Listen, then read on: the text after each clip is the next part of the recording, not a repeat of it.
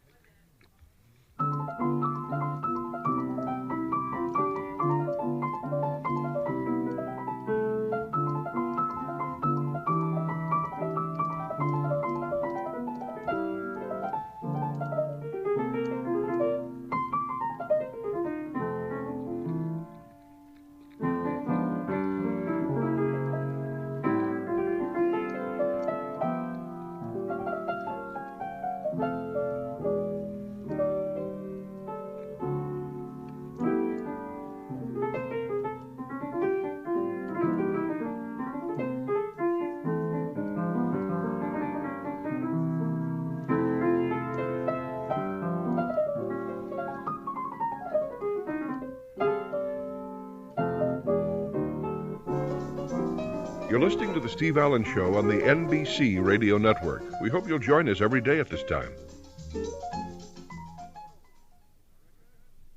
And now, once again, here's Steve Allen.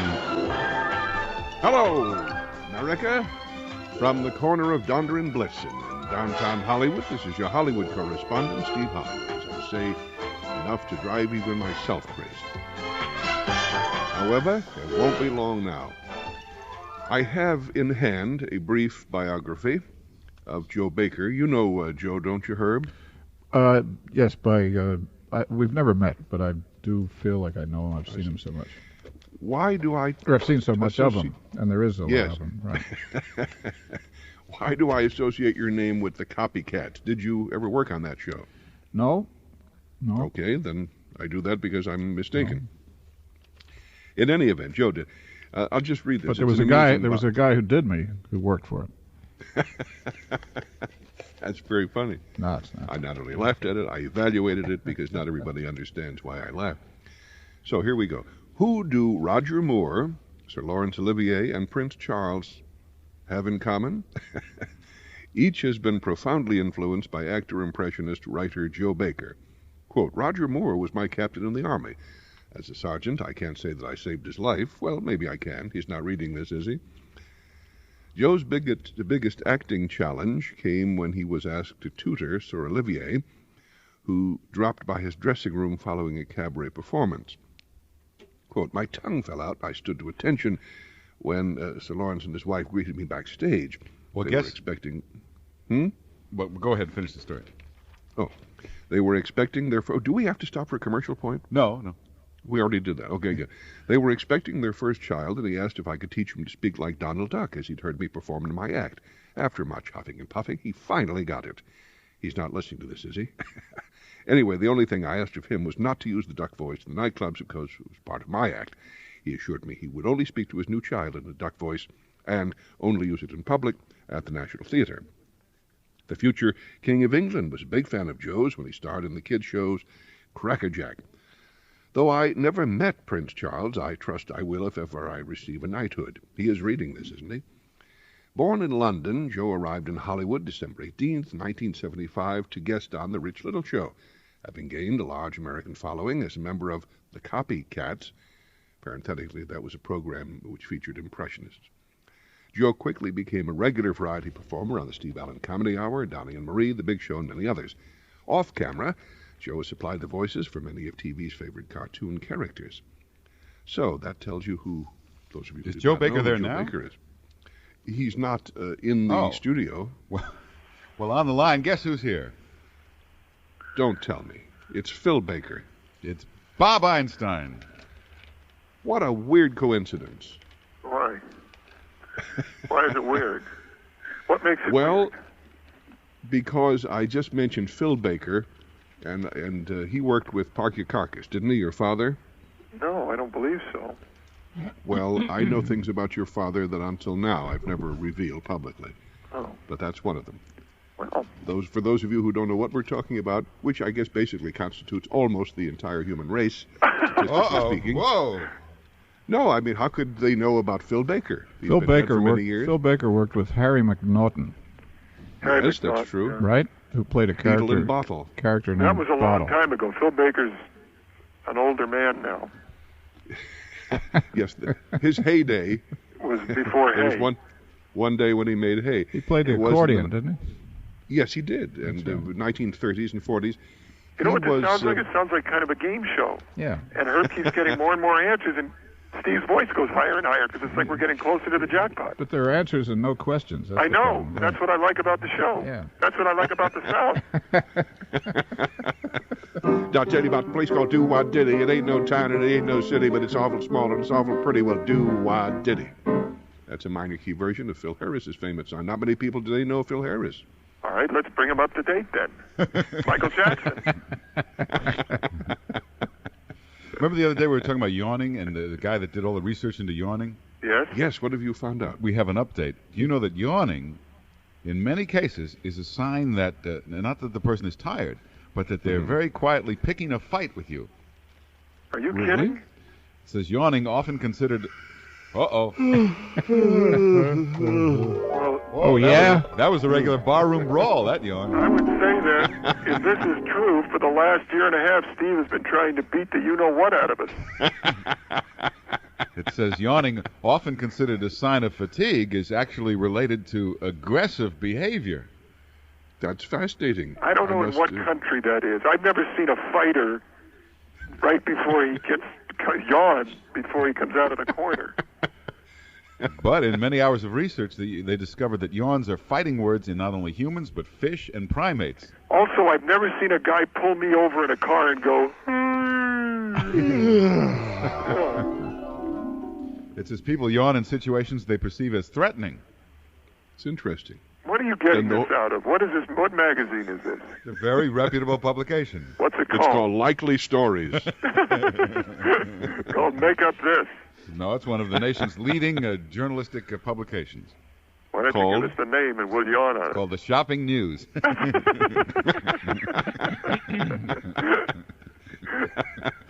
Shopping That's News. funny. No, it's actually from the Daily News. The Daily News. Yes, the yawning Daily News. This yawning's Daily News. Yawning daily. I've never felt aggressive when I've yawned. But it says yawning seems to stimulate both animal and man. Well, that's true. That's silly. When an animal opens his mouth, it shows a lot of teeth, and some other stupid animal thinks, "Uh-oh, Irving's mad at me." You know an animal named Irving? It's sick dog. Several. I'm an anthropomorphicist or something like that. That was a good one. Herb got a good one in there. Let's give him a little I'm credit. sorry, Herb. What did you say? I forgot already, Steve. He said, you know an animal named Irving, and Herb said, I know several. That's very good indeed. I'm glad we went back and picked that one up. No, mine's like pooper scooper for jokes. Just a moment. Wait a minute. That gets the big bell. What does? Pooper scooper? No, he did it again. Pooper scooper? Boy, Bob, will you knock it off? Now, I'm going to go on these... these... you buy at a dog shop. He told you not to say I don't care pooper what scooper. it is. Hey, Bob. Pooper scooper. What You're could be not wrong supposed with to say that? pooper Wait, scooper. it's a brand name. There's nothing wrong with it. It's a brand name. It's called Pooper Scooper. There's a Will logo. you stop saying that on my program? Many people take Excedrin to remarks like Connect me with that. another program. I'd be happy to say it on any program. All right. Go to Dr. Ruth. Well, then we'd have to change it. How would you like it, Bob Einstein, if I came on your Super Dave Osborne show And said and Pooper spewed... Scooper? No. And spewed invective Ooh, and... boy. No, oh, God. Have you ever heard invective... I think. Who spewed invectum? Never mind. Then we need that invective scooper. No, but what I was saying, and I will not use the word again, but if you go into any pet shop in the United States, I they know. will have a... I am not suggesting that merely to... I'll say it myself. Pooper scooper. There. Oh, how dare you? Whoa, How dare hey, you use this airtime on your own show to say that? Blooper scooper. Pooper scooper. Thank you. But I'll tell you that See, much. it isn't I used the it as a word... joke. If I had said some other kind of scooper to get the jokes up, no one would have understood. And I didn't want anyone stepping in our jokes. Now, just a moment. Just I meant stepping on our jokes. Just one moment. Just hold it a minute. How would you like it if I went on the Super Dave Osborne show Yes. and cast caution to the winds? That's what I'm hoping you'll do this time. That's All what right. I'm praying for. Remember, we have you on tape as granting me carte blanche or I've got Federal Express, American Express. That's right. You've got any credit card you want. Okay. All right. All right. Now remember. I'm going to remember. I'm writing it down right now. See, the thing is that your show is previously taped, so if I do this, you'll probably cut all that nonsense off. I promise you I won't. I promise you I won't. Oh, boy. Well, I happen to have a witness here, and we are very honored by the fact that Joe Baker, famous English funny man, has just wandered into the studio. Do you realize if Joe Baker put Don in the middle of his name, he'd be a sheriff? Hi, Joe. Hello, Steve. How are you? Fine, thanks. Isn't that nice? A nice English accent in this time love of day? English accents. Yes, they I love get the away English. with murder because whatever they say is charming and witty. Yes. Yes, that's true. Guilty, Your Honor. Well, hang on for just a second. We have to stop You hang on. a message or two. I'm going to clean up these jokes. We'll be back in a moment. What? I said clean up the jokes. But I know what the mentality was behind it. We'll be back in a moment with more of the Steve Allen Show on the NBC Radio Network. So that's what we've been doing the last year or so. It's funny.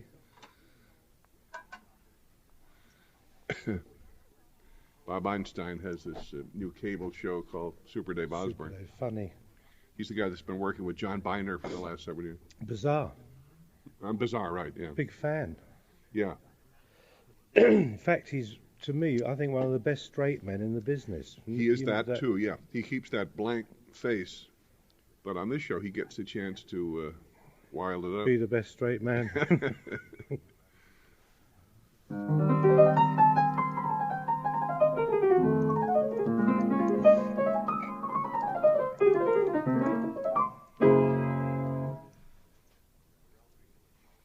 What was the number we did in the when we worked together? The old song. Sleepy Time. Oh yeah.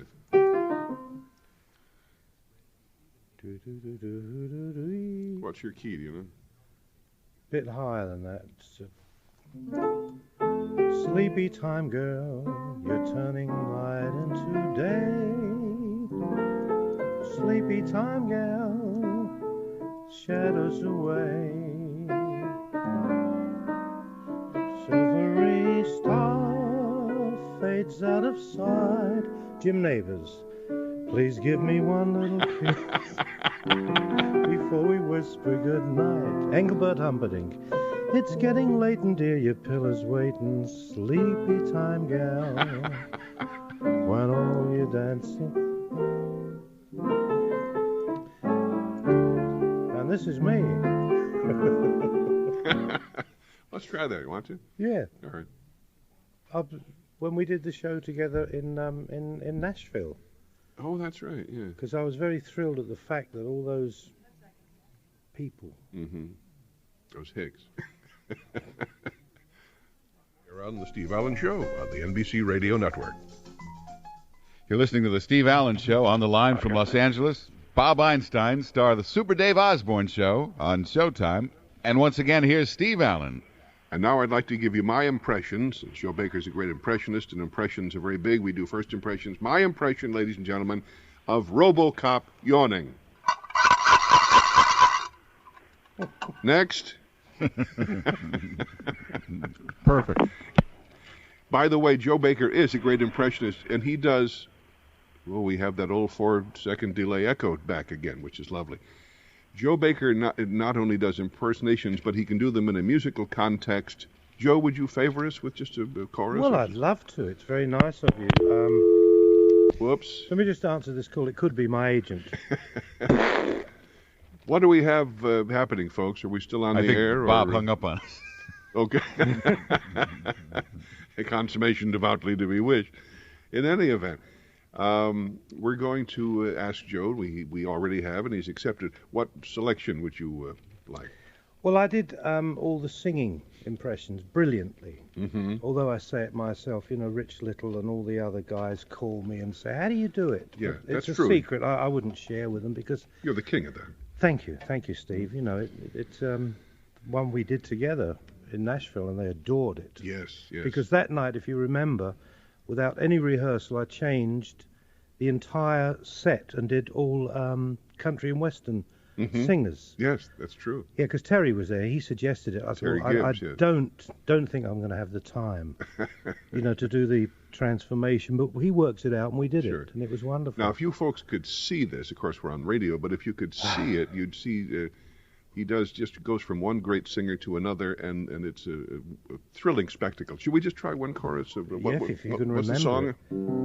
It was a very old song called Sleepy Time Gal. And you want me to do all the impressions? As many as you wish to include. We've got time. Sure. Okay. We have about a minute and a half. Okay. Okay, fine. You're just a sleepy time girl. You're turning night into day. Andy Williams. Sleepy time gal.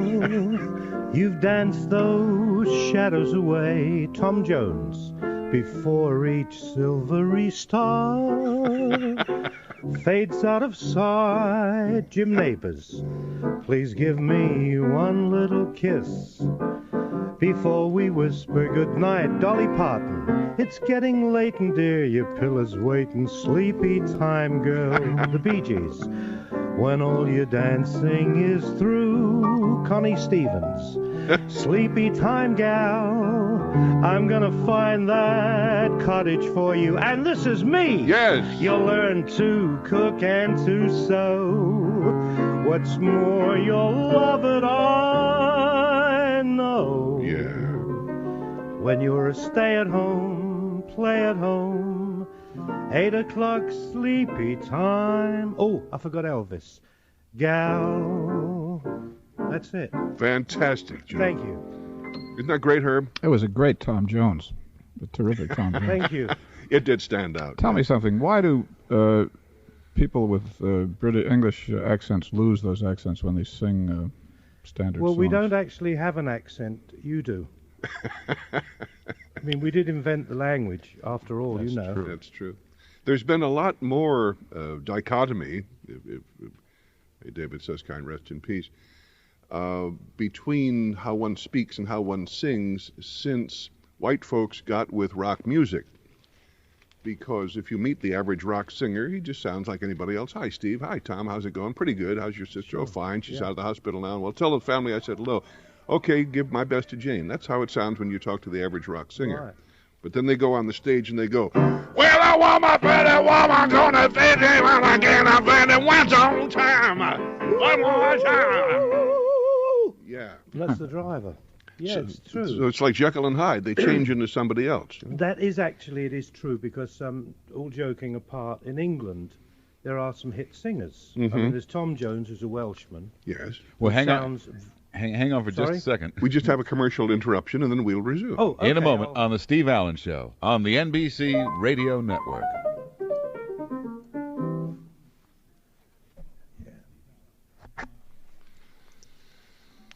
There's a bit I can do about a singer, which is true, that sang like this. And when he finished, he said, I thought they was good to me tonight, you know. The bit, can you take that up a tone? Because it's a bit, and that's true. Good. Want to do that when we get Yeah. back? All right, good. Yeah. Do you need any music What's for his it? name? That's Mark Simone. Is the Mark. He's like my Ed McMahon. And then the other guy there is Herb Sargent, the comedy writer. Herb? Herb Sargent. I know Herb. Yeah, he's been From on England. Saturday Night Live for years. He worked for me for years, and he also worked on, I think, He was in England, I believe. I thought he was over there. Elstree, doing something. Yeah. Mark. Mark and Herb.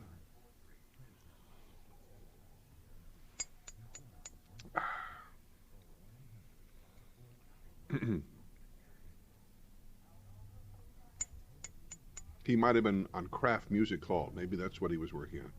Trying to think, yeah. Des O'Connor, I think. Could be it. We can ask him when we get back on. Oh, I read your bio just as a reading piece before you came in. He's rating this, isn't he?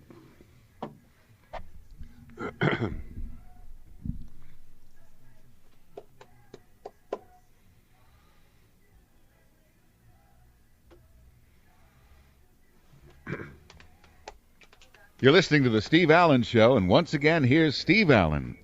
We interrupted Joe Baker in mid-story, which is very sticky wicket. Would you resume, sir? Well, yes, Steve, it's going to be a pleasure for me to hit it up with this. Wait a moment. We seem to have switched dialects here. Oh, pardon me. I'm terribly sorry, Steve Arena. Yes, I'm all right now. No, Mark, you hit on something. It's true. In England, I was a comedian for many years, and I used to work with, obviously in those days, in Variety, which is the equivalent of vaudeville, with singers. And all of them would come on. There was one in particular, a guy called Ronnie Hilton. I don't know whether he was known over here, but he did every pop song and used to go on and sort of, hey, look me over, lend me an ear. And when he came off, he used to say, I thought they were a bit funny for that number tonight, you know, Joe. He said they were a bit. The band was a bit sloppy, wasn't it? And there was this very good-looking boy in one of those shiny mohair dinner suits, talking like that when he came off, you know. And of course, Tom Jones was, well, hello, Joe, how are you? Really Welsh, you know, shall I back to your and back to the mountains. Then he goes on with all that, and you know, throws himself about. It's very true. The most extreme case, I guess, although he doesn't sing rock, is Jim Nabors, who in reality sounds, well, howdy, you know, just an old country boy of a particular type. And then he sings like Caruso when he sings. It's a weird thing. Anthony Caruso. Yeah. Yeah, I remember him too. Yeah. Oh. Are the English as much respectful of Stephen Leacock, the humorist, as Americans and Canadians? I wouldn't know. I've never heard of the gentleman. Then I guess that's the answer. Stephen Leacock. Yes, apparently not. Robert Benchley, he's sometimes been called the Canadian Robert Benchley, which is an enormous compliment because Benchley is I loved him. Considered our premier humorist of a sort, although not to 18-year-old people, Lord knows. And a lady was kind enough to send to me a copy of a very brief piece of Leacock's. It's a classic of sorts. He was an economist. Economist. Thank you very much, Herb. And he wrote in a very dry, understated style. There are no jokes. It's a humorous essay, not a comedy stand-up monologue. But I could have read it now in the time I've spent talking about it, you know. Wouldn't have been very difficult at all. How much time do we have before the next commercial break, About Mark? 20 seconds. Well, can you read it? When I got into it, I could get rattled. The clerks rattled me, the wickets rattled me. No, that's not going to make sense at all. Hardly doing the gentleman justice. We'll pause for just a moment, and I know all of America is on the edge of its seat, waiting for this. Fall off.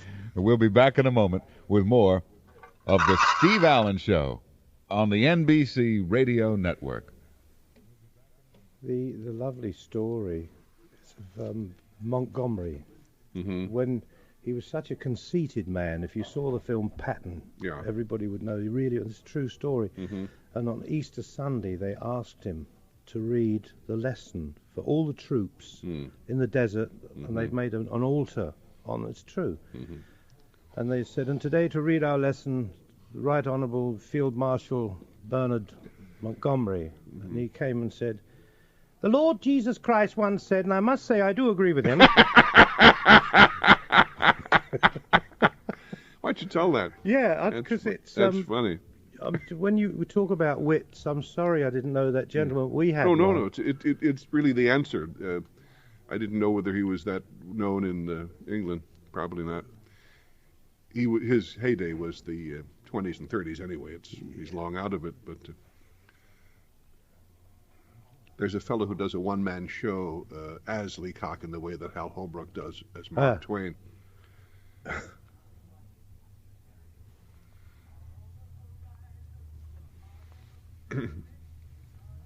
There was a lot of those.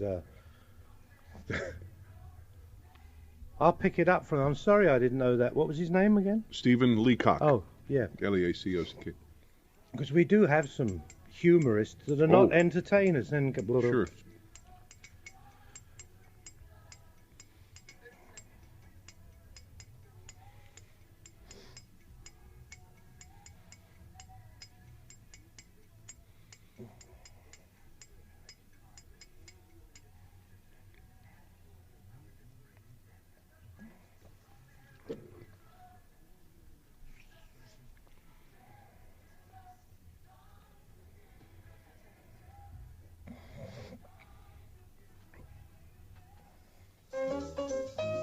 Hi, this is Steve Allen. We hope you're enjoying the show on the NBC Radio Network, and we invite you to tune in at this time every day.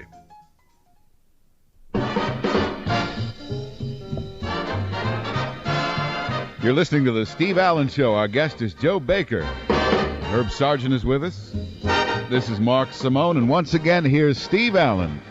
Thank you, Mark. Mark is in New York. I'm in Los Angeles, and we have the country in a pincers movement. Why pincers? Why not pinchers? The word pincers in turn reminds me of Rommel and the North African campaign, and that in turn reminds me of Field Marshal Montgomery. You've got me going now. I didn't know that. What was that other gentleman's name? Stephen Leacock. I'm very sorry about Mr. Leacock. But we do have some humorists in England, and funnily enough, Montgomery, Sir Bernard, and then he was Field Marshal. Yes, great World War II hero. Great. Yes. Well, if you saw the film Patton, which I think everybody did, he was very conceited. England knew this. Montgomery was, yes. General Montgomery, then Field Marshal. And he was promoted like Herb Sargent. Knew him when he was a corporal. We're still in the air. Anyway, one day in the desert, in the campaign, this is a true story. They asked Field Marshal Montgomery if he would read the lesson on Easter Sunday. And if you can visualize the African desert with these trucks and thousands of soldiers wearing steel helmets and hugging their rifles. And the Field Marshal came up in his jeep and he got out and got onto this truck that had been made into an altar. True story. And the padre said, "And men, this morning the lesson on Easter Sunday will be read by our very own Field Marshal Montgomery." And there was a big... Meaning he's going to read right from the scriptures. He's going to read the scriptures. And yes. He got up, this wonderful, conceited man, and he said, "The Lord Jesus Christ once said," and I must say I do agree with him.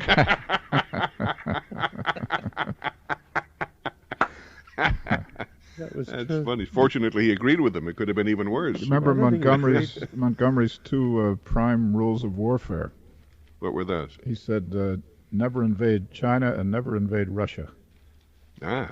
Well, he was right. Yep. Yes, never invade any enormous piece of territory is the abstract point. And I do say I agree with him.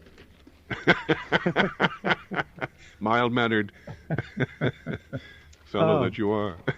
Herb, you're on the air, are you? Right now? Herb Sargent? Right now. Is he there? Right here. Yes, he's there. Right here. Oh, we did meet, Joe. didn't we? In England. We may have met over there. I was over at ATV with Dwight and Gary. Craft music hall shows? Or no, we were doing Burt Bacharach shows. Burt Bacharach shows. For Lord Grade. Yes, absolutely. And his brother, Leslie. Yes. Low and Lousy Greed, we used to call him. Have I got time to tell a true story about the Lord Giveth and the Lord Grade? Yes, tell us a story about him. Lord Grade and his... For those who don't know, he was a very important gentleman in the theatrical environment in London. With right. Films and TV and stage and things. And his brother is Bernard Delfont. Right. Which is weird because their real name is Winogradsky. And when they got their knighthood, the Queen sent for Lou first, and he was just Lou Grade, whose real name was Winogradsky, walked in his tails, knelt down, she put the sword, and she said, "With all the powers invested me by the British Empire, I rise, Lord Grade," and up he got. And a few months later, his brother was knighted, and incidentally, on the day you're allowed to take one guest, and he took his mother, this wonderful little old Yiddish woman, Mrs. Winogradsky. And a few months later, Bernard Delfont was given the knighthood. Yes. And the powers bestowed upon me for the British Empire, arise, Lord Delfont. And up he got. And he took his mother. And this is true. On the way out, the mother stopped and looked at the Queen in the eyes. Mother of these two gentlemen. Yeah, yes. Mrs. Winogradsky, or Grade. And she looked at the Queen and she said, "Don't forget, I got one more boy called Leslie." Charming story. Only a mother. Oh, gosh. True. That's great. Well, I think now, just to get it out of the way, it's only about a 3-pager, we will take our listeners through what is generally held to be the most appreciated of Leacock's many humorous essays. I'll have to explain first that this was written, I would think, maybe around 1930 or so. Consequently, the arithmetic no longer makes much sense because of inflation. Anyway, it's called My Financial Career, and it has to do with simply going into a bank for the first time and making, opening an account. So here it is. When I go into a bank, I get rattled. The clerks rattle me, the wickets rattle me, that means the windows, the sight of the money rattle, everything rattles me. The moment I cross the threshold of a bank and attempt to transact business there, I become an irresponsible idiot. I knew this beforehand, but my salary had been raised to $50 a month, and I felt that the bank was the only place for it. So I shambled in, looked timidly round at the clerks. I had an idea that a person about to open an account must needs consult the manager. I went up to a window, marked accountant. The accountant was a tall, cool devil. The very sight of him rattled me. My voice was sepulchral. "Can I see the manager?" I said, and added solemnly, "Alone." I don't know why I said alone. "Certainly," said the accountant, and fetched him. The manager, who was a grave, calm man, I held my $56 clutched in a crumpled ball in my pocket. "Are you the manager?" I said. God knows I didn't doubt it. "Yes," he said. "Can I see you?" I asked. "Alone." I didn't want to say alone again, but without it the thing seemed self-evident. The manager looked at me in some alarm. He felt I had an awful secret to reveal. "Come in here," he said, and led the way to a private room. He turned the key in the lock. "We are safe from interruption here," he said. "Sit down." We both sat down and looked at each other. I found no voice to speak. "You are one of Pinkerton's men, I presume?" he said. He had gathered from my mysterious manner that I was a detective. I knew what he was thinking, and it made me worse. No, not from Pinkerton's," I said, seeming to imply that I came from a rival agency. "To tell the truth," I went on, as if I'd been prompted to lie about it, "I'm not a detective at all. I've come to open an account. I intend to keep all my money in this bank." The manager looked relieved, but still serious. He concluded now that I was a son of Baron Rothschild or a young Gould. "A large account, I suppose?" he said. "Fairly large," I whispered. "I propose to deposit $56 now and $50 a month regularly." The manager got up and opened the door. He called to the accountant. "Mr. Montgomery," he said, unkindly loud, "this gentleman is opening an account. He will deposit $56. Good morning." I rose. A big iron door stood open at the side of the room. "Good morning," I said, and stepped into the safe. "Come out of there," said the manager coldly, and showed me the other way. I went up to the accountant's wicket and poked the ball of money at him with a quick, convulsive movement as if I were doing a conjuring trick. My face was ghastly pale. "Here," I said, "deposit it." The tone of the word seemed to mean, "Let us do this painful thing while the fit is upon us." He took the money and gave it to another clerk. He made me write the sum on a slip and sign my name in a book. I no longer knew what I was doing. The bank swam before my eyes. "Is it deposited?" I asked in a hollow, vibrating voice. "It is," said the accountant. "Then I want to draw a check." My idea was to draw out $6 of it for present use. Someone gave me a check book through a wicket, and someone else began telling me how to write it out. The people in the bank had the impression that I was an invalid millionaire. I wrote something on the check and thrust it in at the clerk. He looked at it. "What?" he said. "You're drawing it all out again?" he asked in surprise. Then I realized that I had written 56 instead of 6. I was too far gone to reason now. I had the feeling that it was impossible to explain the thing. All the clerks had stopped writing to look at me. Reckless with misery, I made a plunge. Yes, the whole thing." "You withdraw your money from the bank?" "Every cent of it." "Are you not going to deposit any more?" said the clerk, astonished. "Never." An idiot hope struck me that they might think something had insulted me while I was writing the check, and that I'd changed my mind. I made a wretched attempt to look like a man with a fearfully quick temper. The clerk prepared to pay the money. "How will you have it?" he said. "What?" "How will you have it?" "Oh," I caught his meaning and answered without even trying to think. "In 50s. He gave me a $50 bill. "And the 6? he asked dryly. "Oh, in 6s, I said. He gave it to me, and I rushed out. As the big door swung behind me, I caught the echo of a roar of laughter that went up to the ceiling of the bank. Since then, I bank no more. I keep my money in cash in my trousers pocket, and my savings in silver dollars in a sock. And that is the famous reading by Canadian humorist and economist, as Herb has told us, Stephen Leacock, my financial career. Great, run through that again. Now stop that nonsense. Mark Nonsense. Mark just threw himself. The rattle of a simple Mark man. just jumped out of the wicket. Window, pardon me. Sticky wicket. You're not often exposed to literary humor, are you, Mark, old boy? Oh, constantly, but not on the radio. I think it If I loses were it. driving along and I heard that, I think I was listening to Masterpiece Theatre. And I'd gone blind. Blimey. Oh, blimey. Oh, dear. Now, we also have a copy of Chameleons as Pets, Mark, if you would be interested. You know, I just have a feeling that it just might not seem so hot after what we've just heard. It might pale by comparison. That's true. It's a bit stuffy in here. Can you open the wicket? Now, that's a Canadian word, obviously. Would the English also call a window a wicket? No, it's something to do with cricket. Yeah, that's true. Those little round things. Yeah, I suppose the reason they call it's really not a window, come to think of it, but except sometimes they say in an American bank, just step up to the other window there. It's a cage. It's hardly ever a window. It's just an aperture through which you can conduct business with a clerk or a teller. Funny if they said step up to the other wicket. I'd say, wait till I get my pads on and my bat. Well, we have to stop for just a moment, but we'll All right. continue in a second with more of the Steve Allen Show on the NBC Radio Network. It's funny, though. This guy has a marvelous voice. Have you ever heard him, Tom Bodette?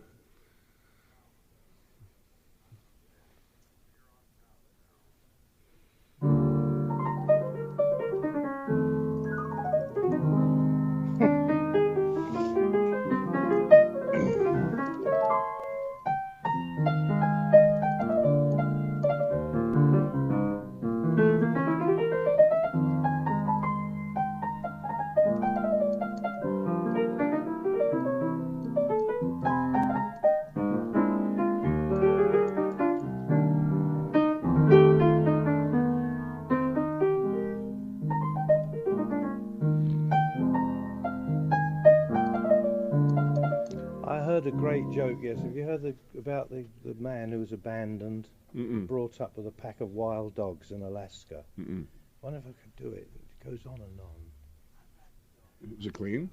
Oh, yeah. Yeah. It's very clean. All right. To me, it's very funny. All right, good. Give it a try. Becomes a professor and goes on and on and on, Master Bachelor of Arts. And so he was killed one day running after a motor car. All right, we can try it.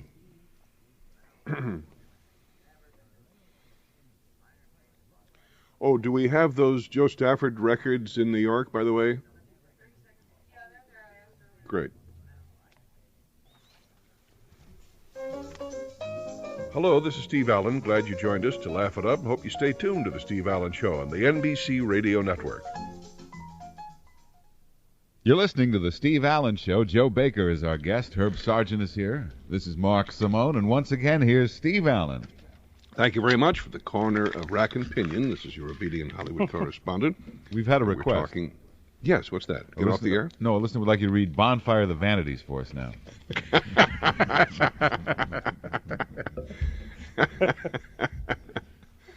That is funny. One thinks of the word wolf, and when one thinks of wolf, one thinks of Alaska. What was that item you were telling me about recently, Joe? Oh, it was in a paper about a family in Alaska that abandoned their baby when it was very young in the wilds, and the baby apparently was picked up by some wild dogs, crazy dogs that are in Alaska. Yes. And they raised this kid until he was about 8, and then he was sort of discovered by some Eskimos who took him in. One hears those stories. What happened to him? Well, the authorities heard about this and went to the Eskimo village and asked if this was the kid that had been raised by dogs. Yes. And have you looked after the baby? Yes. And we think it's now time to put it into a normal home, which they did. And it went to elementary school, did very well, went to high school, junior high, whatever, and eventually won a scholarship to go to one of the big universities Remarkable. in Alaska, to which the gentleman by then got a Bachelor of Arts in music and physics and English language, and he was a very, very brilliant professor. Marvelous story. Yeah, he was killed last week chasing a car. Ah, what a pity. I thought it was fun. Didn't see it coming, did you, ladies and gents? I've got to tell you, this Christmas, I don't know whether it was sort of something meant to be something. My daughter, Emma, the little one, bought me for Christmas, and I haven't spoken to you since, 2 books One was How to Be Funny, written by yourself, and the other one was How to Live in Europe on $5 a day. And I think maybe she's trying to tell me something.